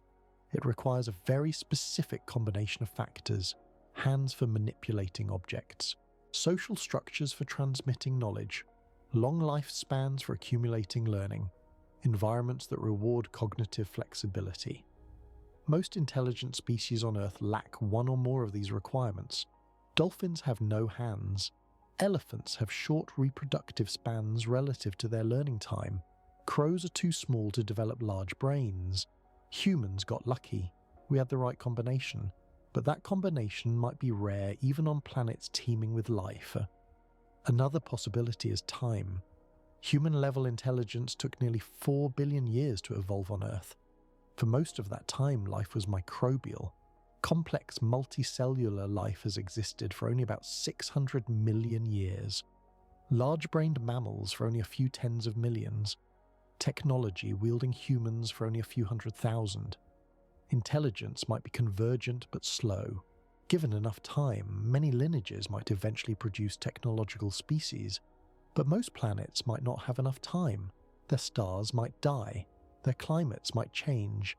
Their ecosystems might collapse before intelligence can emerge. The Fermi paradox casts a long shadow over these questions. If intelligence is convergent and the universe is old, where are the aliens? Why have we not detected their signals or found their artifacts?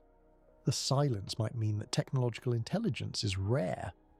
Or it might mean that technological civilizations do not last long. Or it might mean that intelligent aliens are so different from us that we do not recognize their presence. These are questions we cannot answer with certainty until we find another example of life. One data point is not enough to establish a pattern, but we can make educated guesses based on what we know. Life itself might be common. The building blocks are everywhere. The conditions for chemistry are widespread. If life can arise, it probably does arise, perhaps frequently.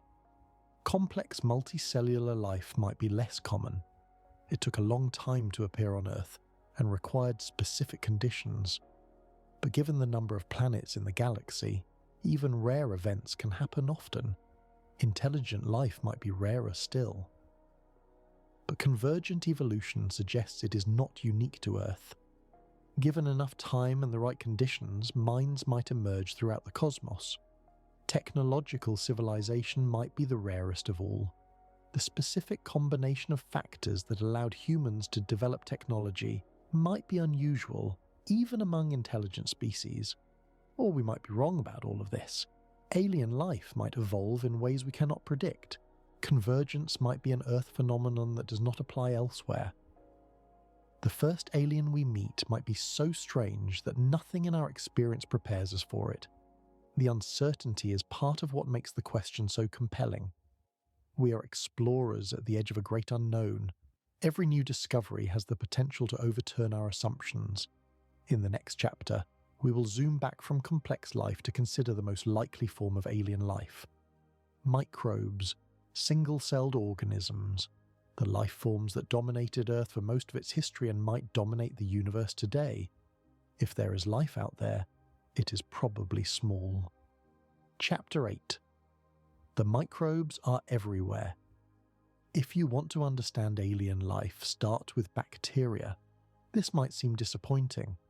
When we imagine extraterrestrial life, we picture grand alien civilizations, starships and megastructures, beings with whom we might communicate. But the most likely form of alien life is far simpler. Single cells, microbes, organisms so small that millions can fit in a single drop of water. This is not pessimism, it is realism, and the reasons are written in the history of our own planet. Life on Earth is approximately 4 billion years old. For the first 3 billion of those years, all life was microbial. Single-celled organisms ruled the planet. They filled the oceans, they covered the rocks, they shaped the atmosphere, and they did all of this without ever becoming complex.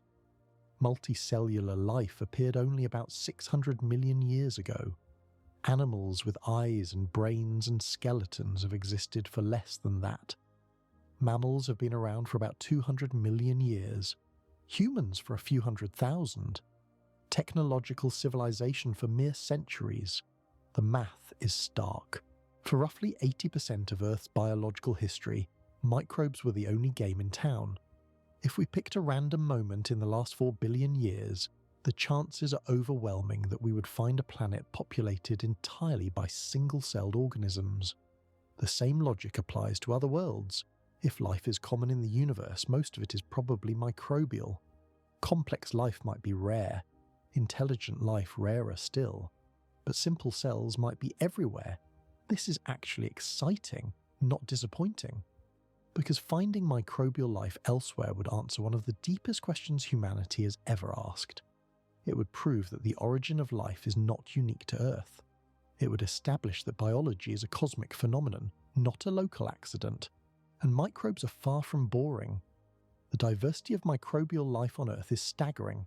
We have discovered bacteria that thrive in boiling water and bacteria that live in ice, bacteria that eat rock, and bacteria that survive radiation doses that would kill any animal, bacteria that have been dormant for millions of years and revived when conditions improved. The microbial world is a laboratory of possibilities. Every extreme environment we have explored has turned out to be inhabited. Every assumption we have made about the limits of life has been proven wrong. Microbes have taught us that life is far more tenacious, far more creative, far more adaptable than we ever imagined. If alien microbes exist, they might be even stranger. Consider the possibilities. Microbes using different genetic codes. Microbes with cell membranes made of unfamiliar molecules. Microbes metabolizing chemicals we have never seen life use before. Microbes that challenge our very definition of what it means to be alive. On Earth, all life shares common ancestry. Every cell uses the same genetic code. Every organism relies on the same basic biochemistry. This makes it difficult to know which features of life are universal and which are accidents of our particular history. Finding alien microbes would break this limitation. They would be a second experiment in biology, an independent origin. By comparing them to Earth life, we could finally determine what is essential and what is contingent. Are DNA and RNA the only possible information-carrying molecules? Alien microbes might tell us. Is carbon-based chemistry the only foundation for life? Alien microbes might tell us. Is cellular organization the only way to build a living thing? Alien microbes might tell us. The scientific value would be incalculable. But how would we recognize alien microbes if we found them? This is not a trivial question. Microbes are small. They do not do obvious things like walk around or build structures. A sample of alien ocean water might contain billions of microbes that we mistake for inert particles. We might fail to recognize life even when we are holding it in our hands. The challenge is especially acute if alien life uses different chemistry. Our detection methods are calibrated to find Earth-type life.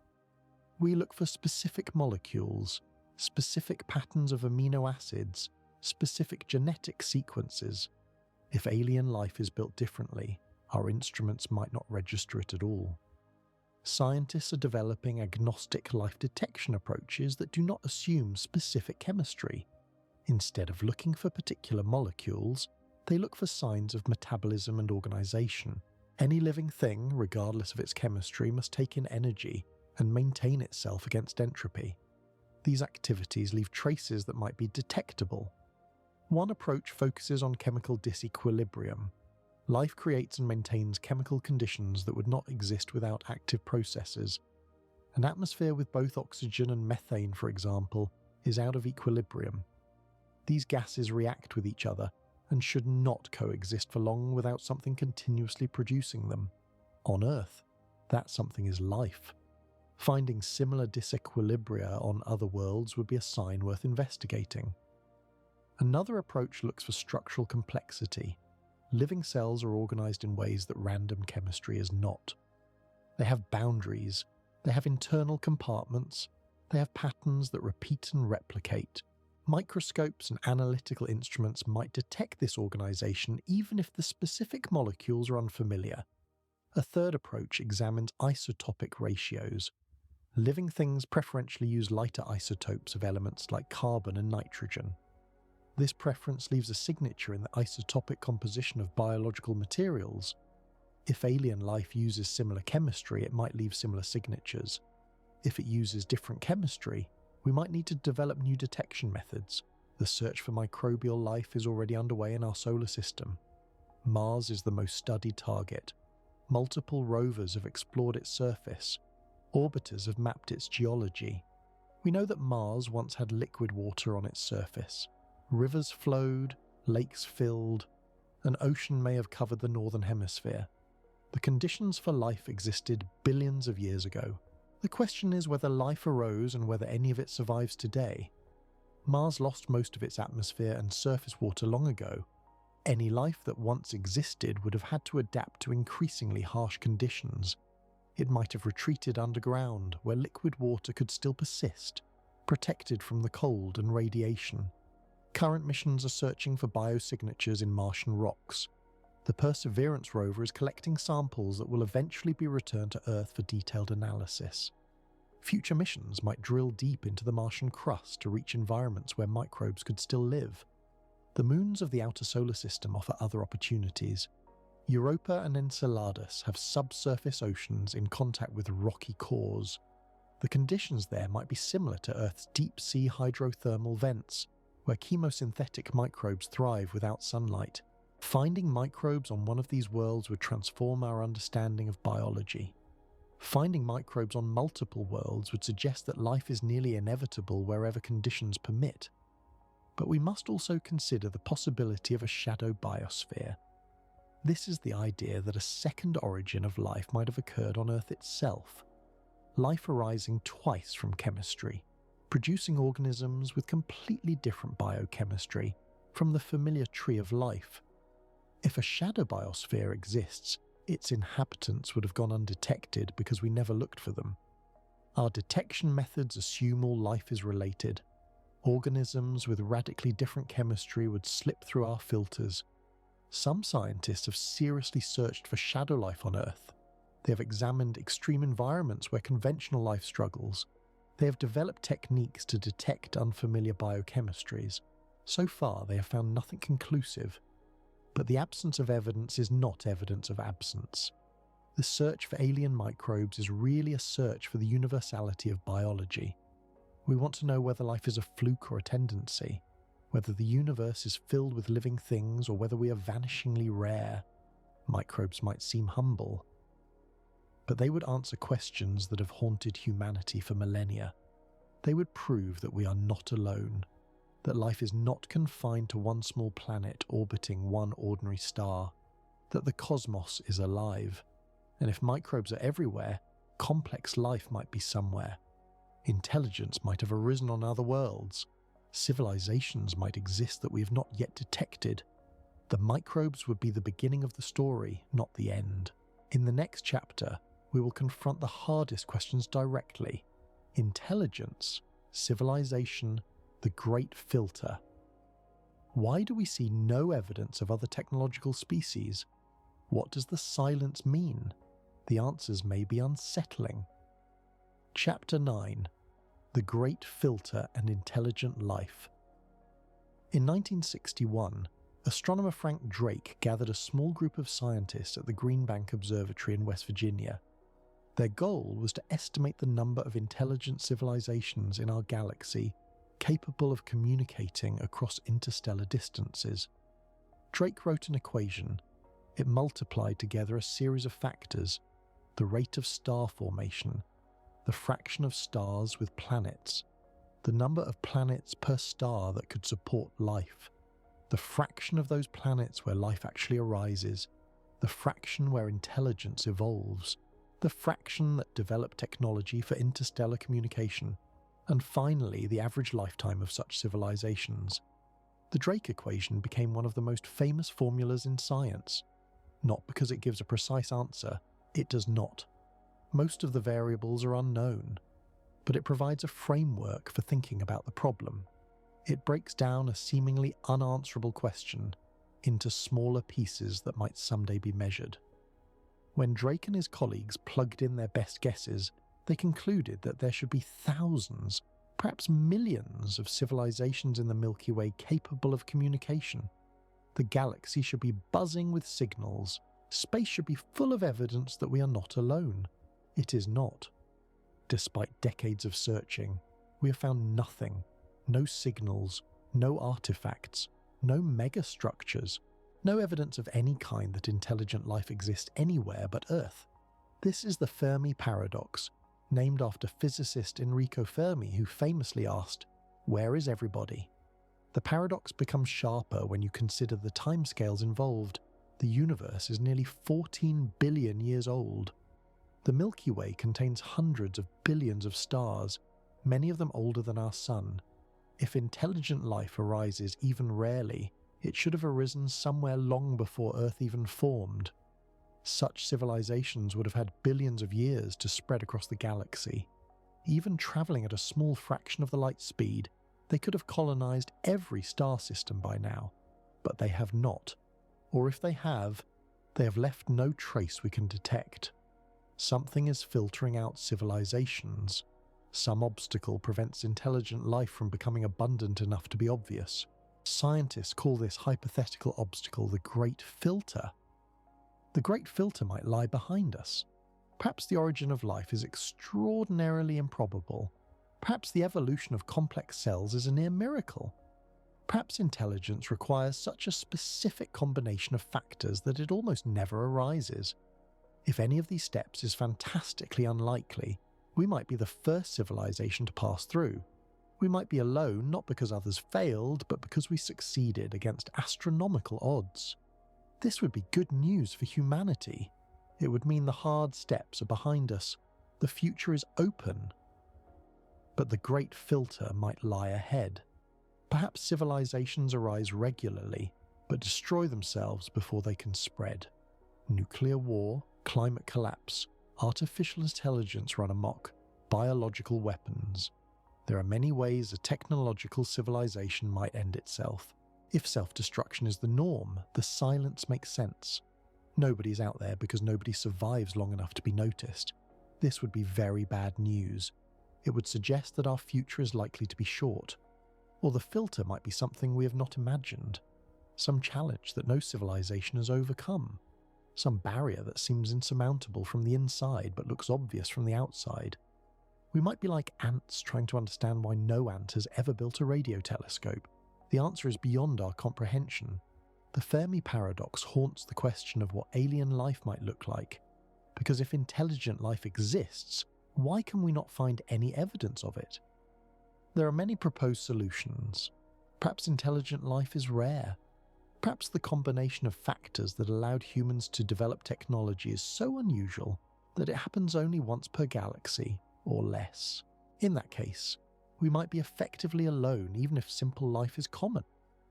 Perhaps civilizations do not want to be found. They might be deliberately hiding, either from fear of other civilizations or from a desire to let younger species develop independently. This is sometimes called the zoo hypothesis. Perhaps we are being observed without being contacted like animals in a preserve. Perhaps civilizations do not communicate the way we expect.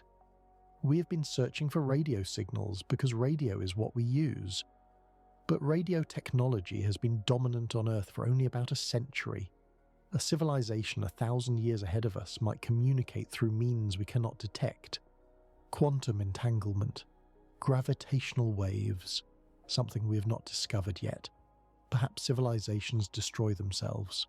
The development of technology might inevitably lead to weapons capable of ending civilization. If most intelligent species destroy themselves within a few centuries of developing radio, the galaxy would be full of ruins but empty of living civilizations at any given moment. Perhaps civilizations transcend. They might develop artificial intelligence that continues without them. They might upload their consciousnesses into virtual realities and lose interest in the physical universe. They might transform into something so different that we would not recognize them as life. Each solution has implications for what alien life might look like. If intelligent life is rare but possible, the intelligent aliens we might eventually meet would be remarkable survivors of evolutionary history. They would have overcome the same filters we overcame. They might share some of our characteristics, not because of common ancestry, but because of common selection pressures. They would be tool users. They would be problem solvers. They would be social creatures capable of cooperation. If civilizations are hiding, we might be surrounded by watchers we cannot detect. Every star system might have observers monitoring our progress. The universe might be far more crowded than it appears. When we develop sufficiently, we might receive an invitation to join a galactic community that has been waiting for us to grow up. If civilizations destroy themselves, the aliens we might meet would be survivors of catastrophe. They would have faced existential crises and found ways through them. They might be wary of contact, having seen how dangerous intelligence can be. They might be rebuilding from collapse. They might be the descendants of the careful rather than the bold. If civilizations transcend, the universe might be full of intelligences we cannot perceive. Vast minds operating at timescales we cannot fathom. Beings that have moved beyond biology into forms we would not recognize. The universe might be densely populated with minds that simply do not care about radio signals or space travel. The question of alien intelligence is really a question about our own future. What happens to technological species over the long term? Do they spread across the stars? Do they destroy themselves? Do they transform into something unrecognizable? We do not know. We have only one example, and we are still in the middle of our own story. But the search continues. Every year our ability to detect biosignatures improves. New telescopes can analyze the atmospheres of distant planets. New techniques can identify molecules associated with life. We are getting better at looking.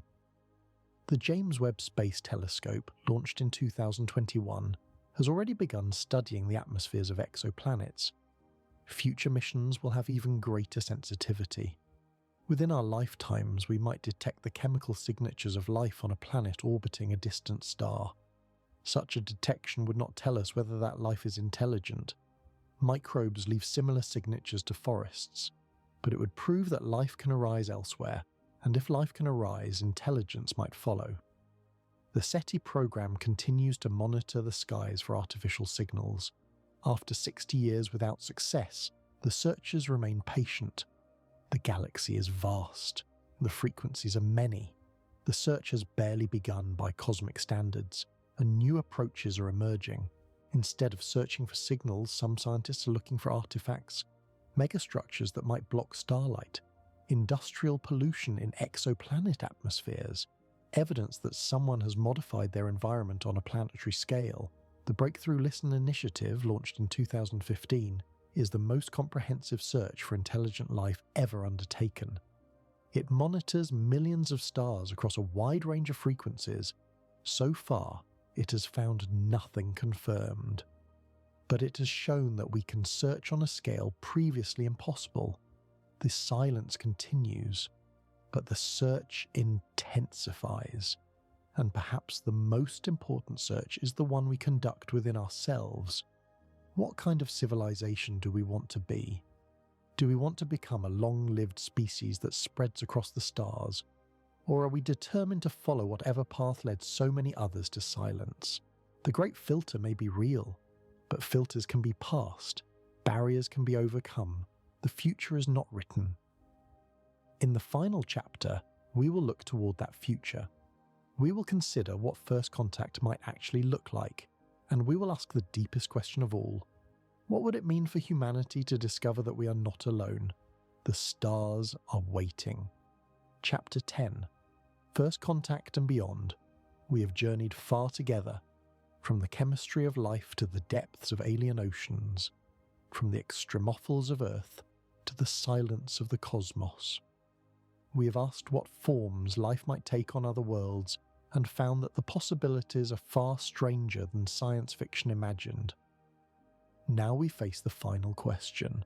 What happens when we find them? First contact is a moment humanity has dreamed about for millennia.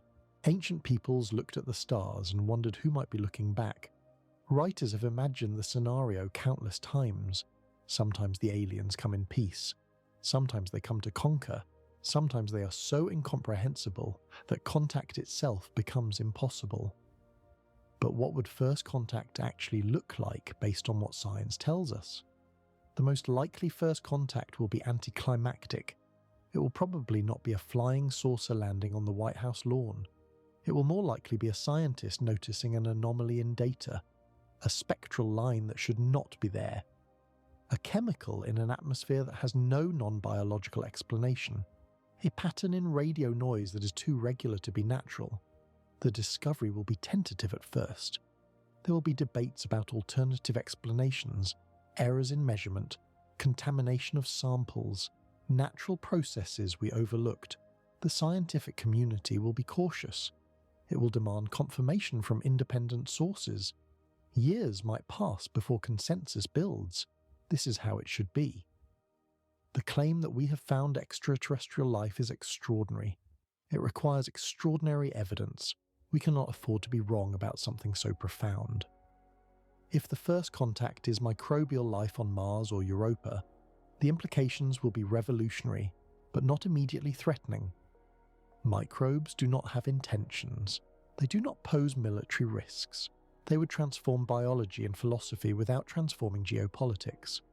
Finding alien microbes would prove that the origin of life is not unique.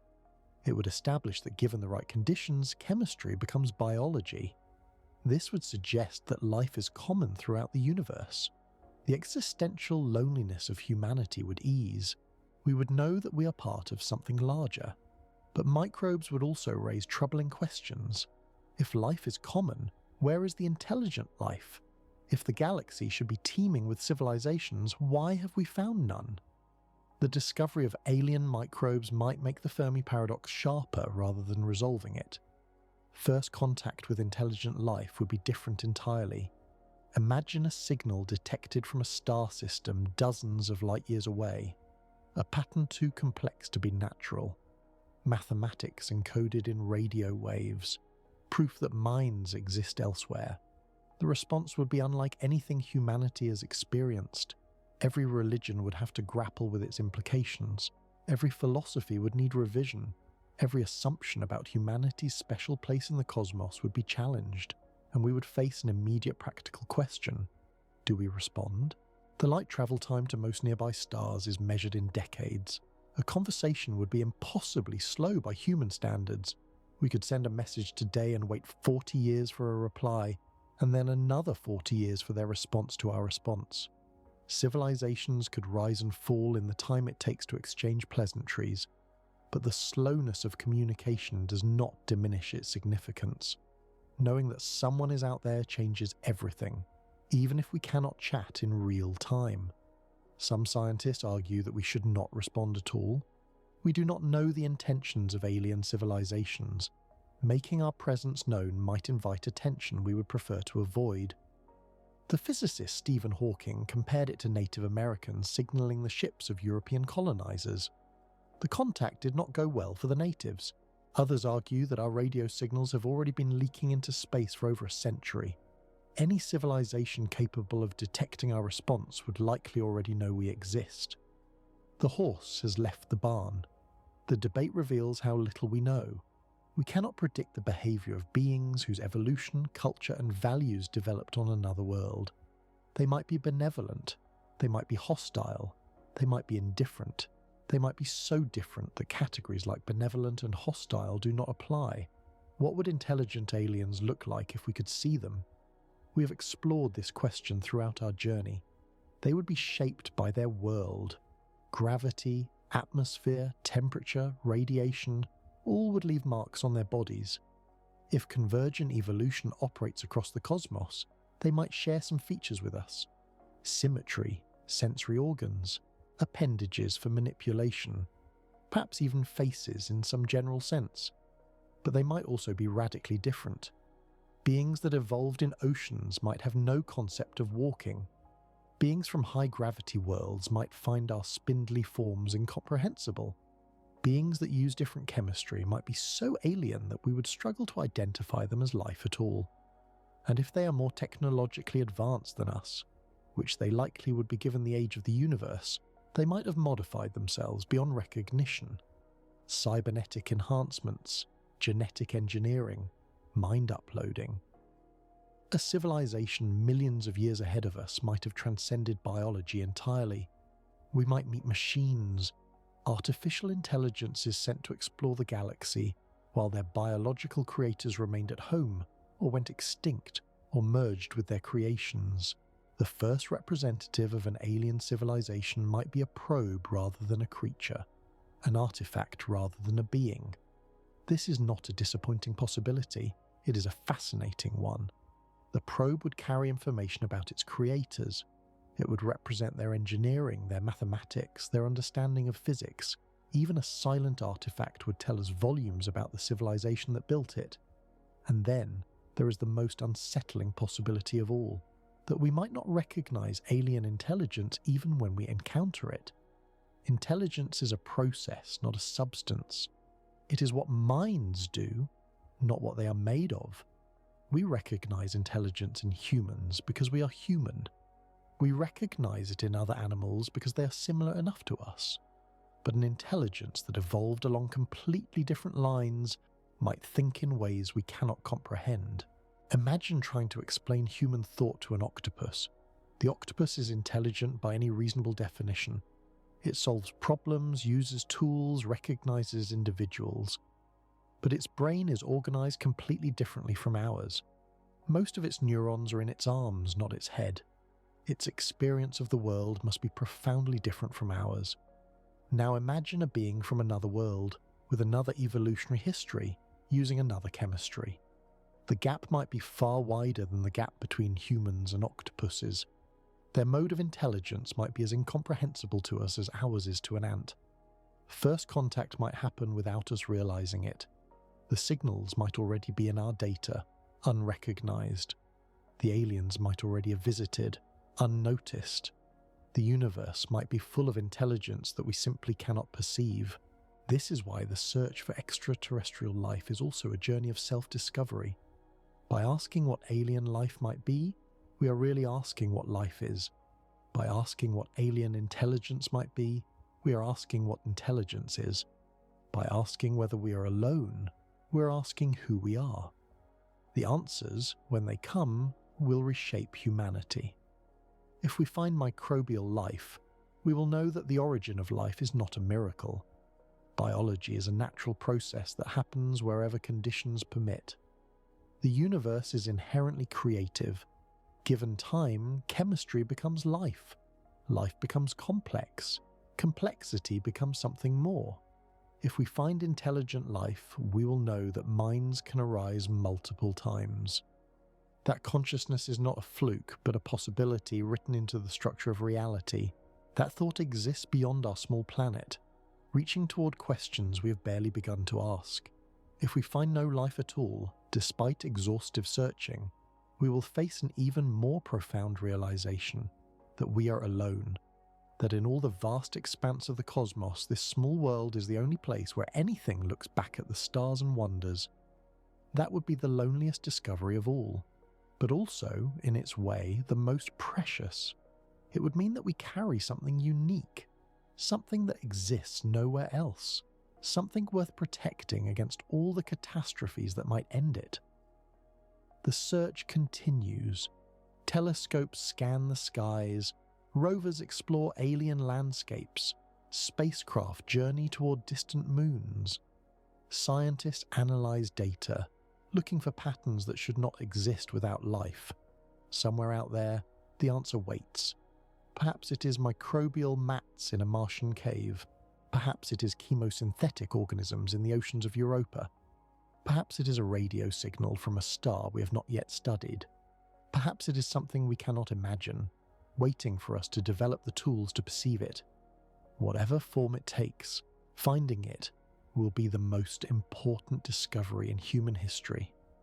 It will answer a question that has haunted us since we first looked up at the night sky and wondered if anyone was looking back. We are ready to find out. If you enjoyed this deep investigation into the science of alien life, please like this video and subscribe to the channel. Your support makes these detailed explorations possible. Tell me in the comments, what do you think alien life might really look like?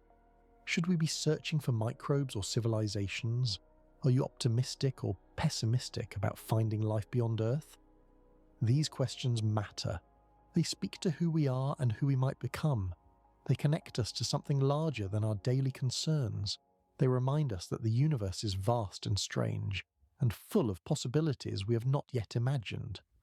The stars are waiting, the search continues, and somewhere in the darkness between worlds something might be waiting to be found. Thank you for watching. I will see you in the next investigation.